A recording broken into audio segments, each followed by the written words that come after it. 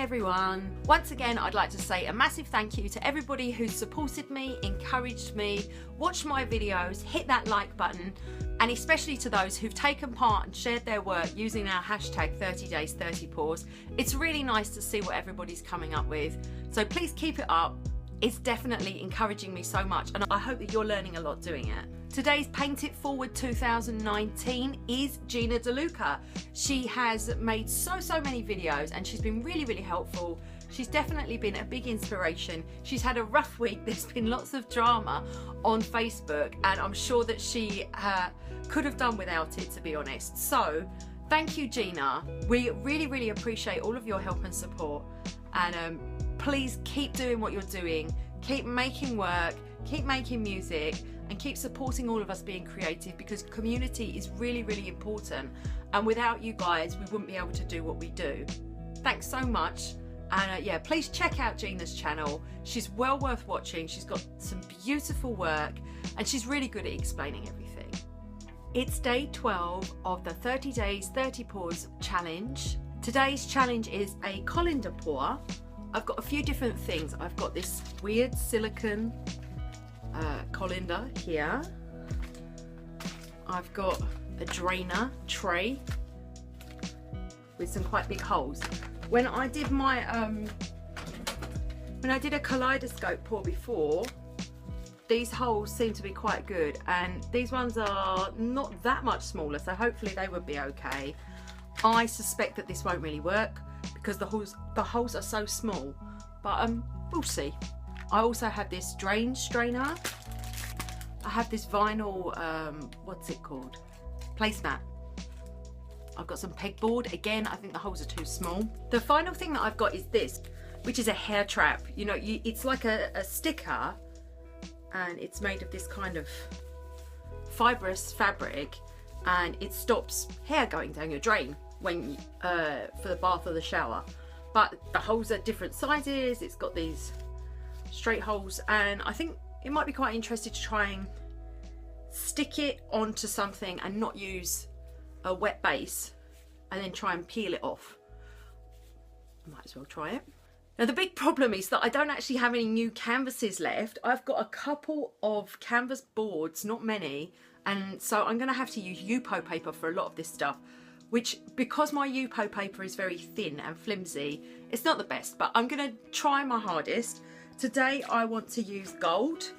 I've done a couple of kaleidoscope pours, which you can see if you look at my earlier videos. I think number 3 and number 4 are kaleidoscope pours, and I've used thicker paints, so you definitely need them to be thicker, otherwise they'll just sort of spread into each other and bleed. So I'm just going to put the camera on and see what happens, and make as many paintings as I can with the materials that I have.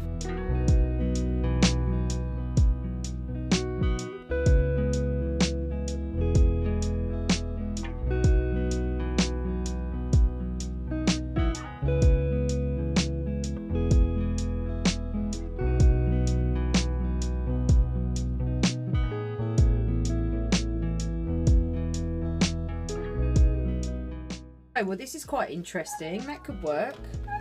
Could potentially work. So let me just pop this down. I'll put the gold and white as the base, and then this is just a paper. So this is not sticky like the other one was.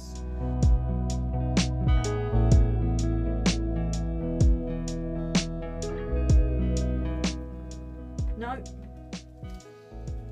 good. Okay. Right, that one's out then. I think you've got to do quite a lot of experimentation to get anywhere with this stuff. So Yupo paper is quite good for that.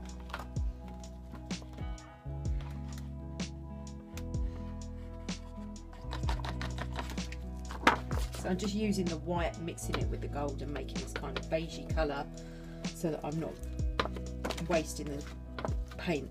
I think this one's going to be a bit of a failure, so let's get that out of the way.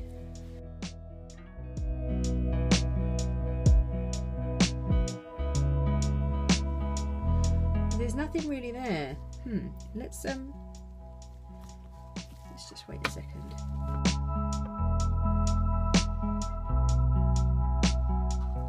reuse some of this beigey colour and see if it needs more weight in it, because some of these pours, like pendulum pours and things like that, they won't work unless you've got quite a lot of weight.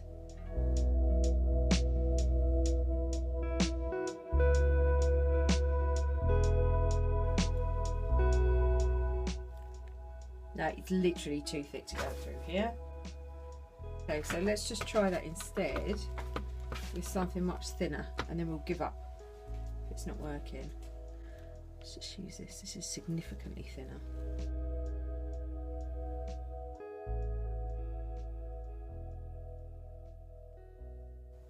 No, it's just running everywhere. Look at that. It's way too runny to make any real kind of pattern.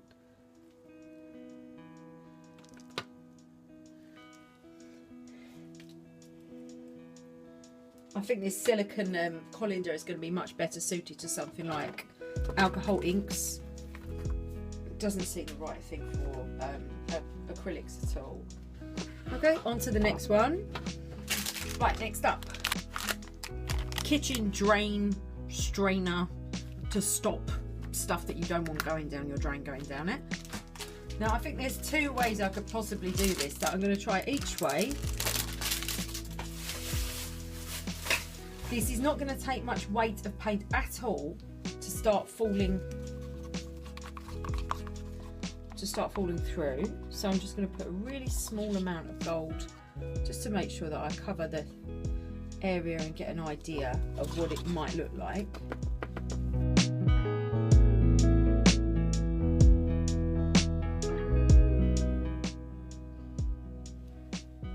Now that could work. With more paint on it, more layers on it, that could work and be interesting, especially if it was twisted. Okay, very, very interesting. I really like this. I think that can be used to make something interesting in the future.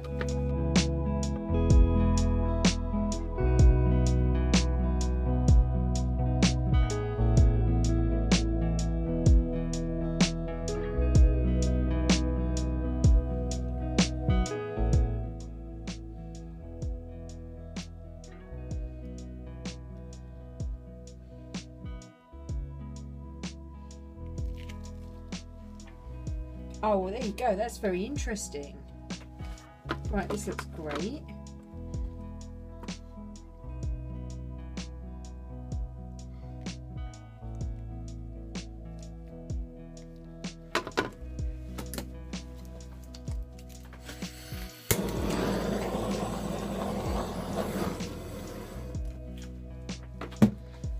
There's a very clear pattern coming out of that one.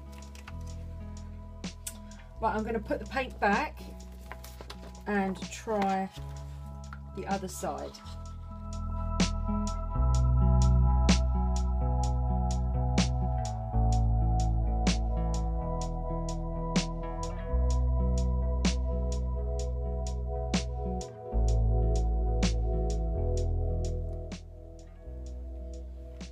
I just made something sort of flowery shape. Okay, that's another thing we can do. Okay, so this one is a hit. That's a good thing.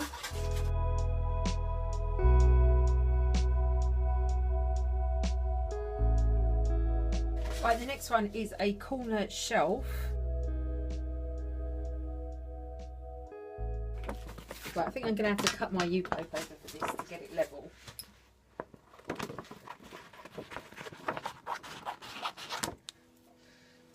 There we go.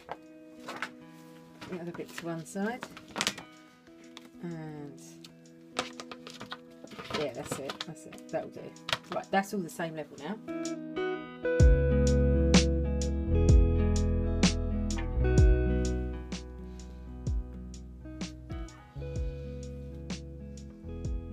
I can definitely see some small circles here. I think that would make some interesting results. Yeah, I can see some small circles here. Let's do it this way. I think it might work better this way because it's closer. I think these things that you need to put on the paper that you need to put on your canvas. They only need to be about 1 millimetre or 2 away. They shouldn't be like 1 centimetre away or so. It's too much. You lose your pattern.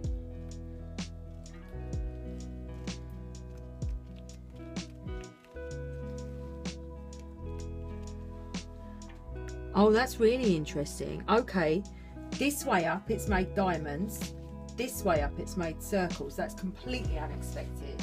I'm going to try and do that again using black because it's really difficult for you to see it.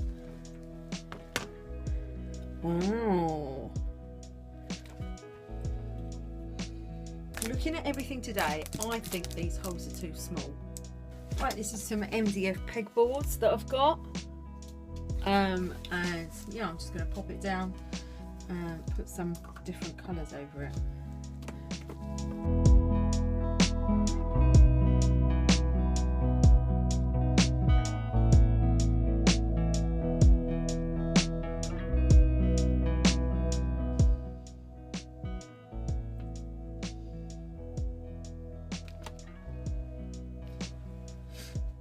Right, that's that. It needs thinner paint, doesn't it?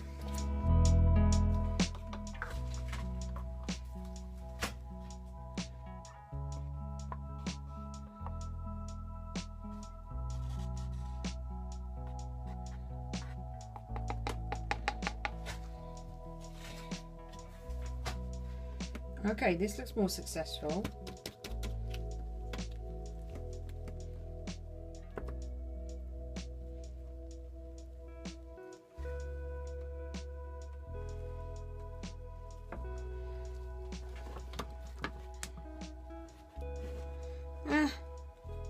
Nothing very special going on there, just dots.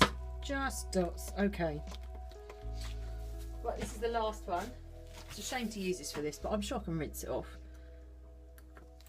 Okay, let's give this a go.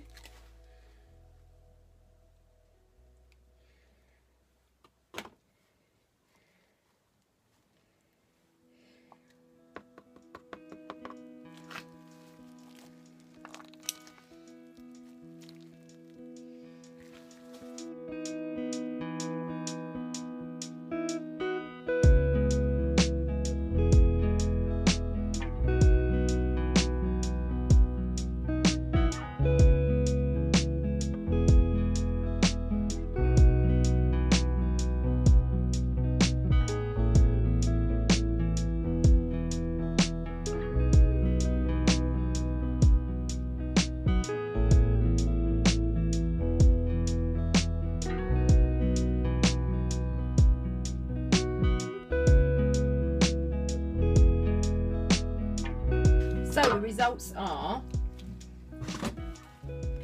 this one and this one are good, and the pegboard is okay, not really worth bothering with.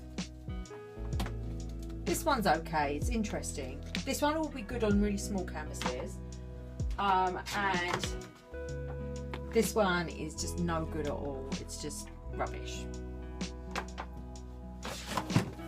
But these things were the equivalent of $1 each, so for $5 I found some really good things. Sorry, this was a couple of dollars. Right, so I'm going to try and find a canvas I want to paint over and do an actual painting now. I use white wood glue for my pouring medium. All of the paints are in the description. Right, so I'm going to use Liquitex Basics Phthalocyanine Green. I will mix that with 50% of my pouring medium, which is a 50-50 mix of water and glue. This is Liquitex Basics Gold, and I'm going to put Neo Colour by Turner, and this is red gold. This is a pigment, it's not a liquid paint. So I'm going to put some of this powder in.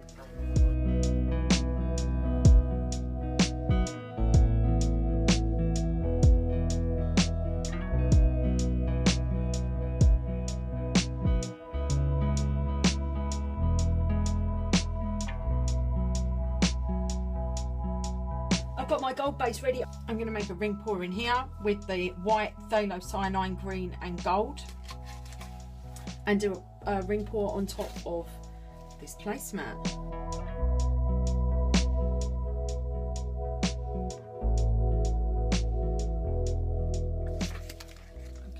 this quite thick green now.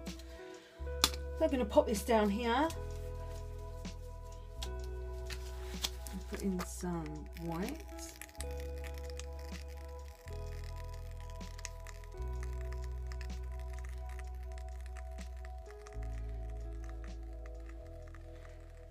Colours should be thicker than normal with this kind of pour.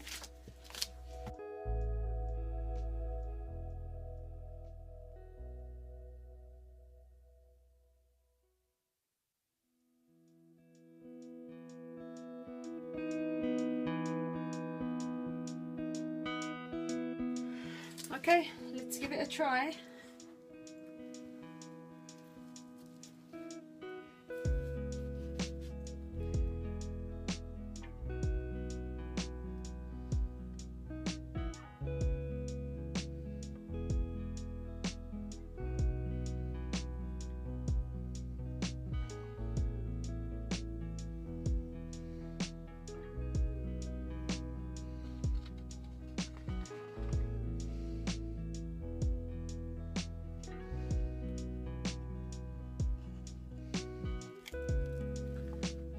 Well, that looks beautiful, so hopefully this will as well.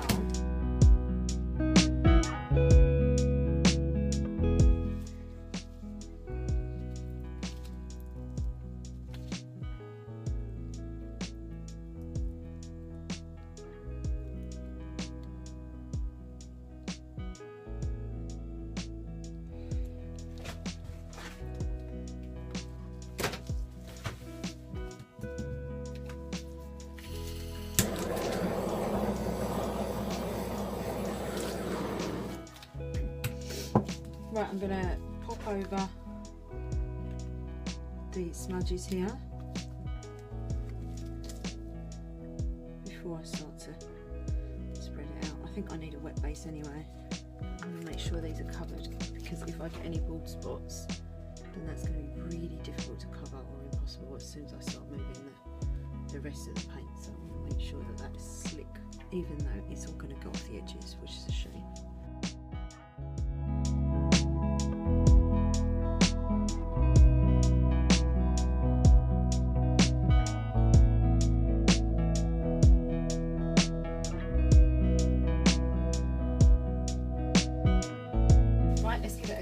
Which way should we go first?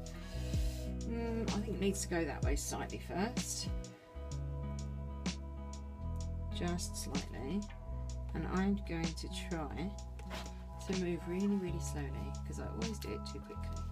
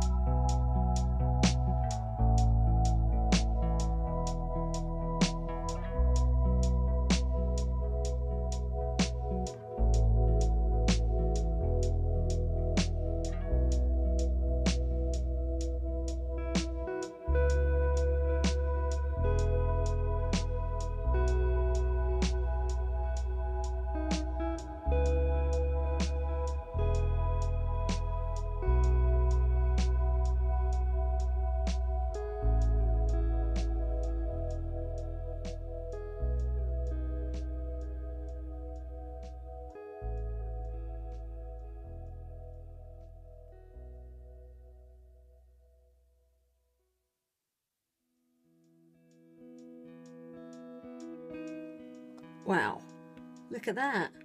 So pretty. I'm loving this colour combination. Definitely going to use it again. I'm also really interested to see what happens in these thin spaces. I think there's going to be some cracking here. But what happens in the thin spaces where the gold is shining through and doing gold underpainting. I'm starting to learn a little bit about colour theory, just really, really basic stuff, and looking at different kinds of white, different kinds of black, what colours are transparent and pigment densities, specific gravity, that kind of stuff. And I'm starting to get really, really interested in it. I never learnt it before because I always did film and photography.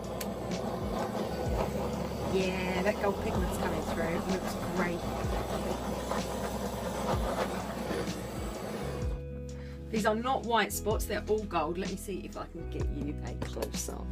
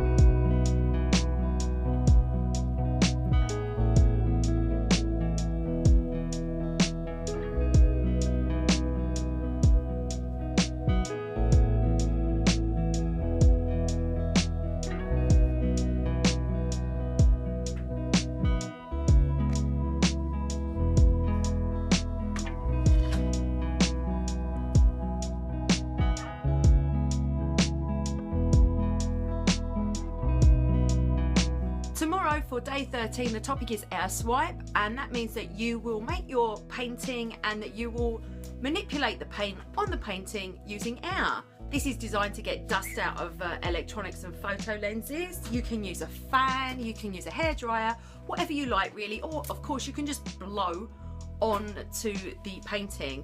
Although be careful because a lot of people seem to run out of breath doing that. My tip for that is to use a soft pipe. I think this is an aquarium pipe.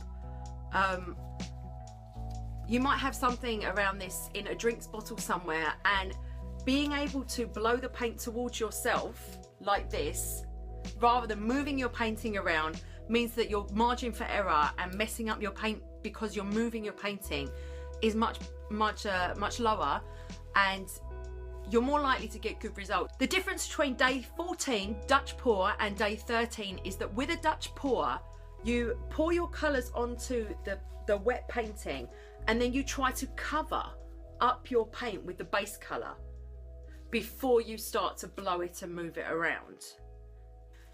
Whereas with an air swipe, you can just put colours on your painting and then move them with air in a more free way. You don't have to colour them with the base. So you're not using the negative space of the background as much as you would do in a Dutch pour. If you like this video, then please hit that like button. And if you'd like to see more from me, then please consider subscribing to my channel. Remember to click the bell to get notifications if you want to find out when I load a new video. I'm Tokyo Makes on Instagram. Remember that you can join in for the 30 days 30 pours challenge. All you need to do is simply use the hashtag 30days30pours whenever you upload your work and share it on social media. Right, that's it for today, everybody. Thank you so much for watching once again.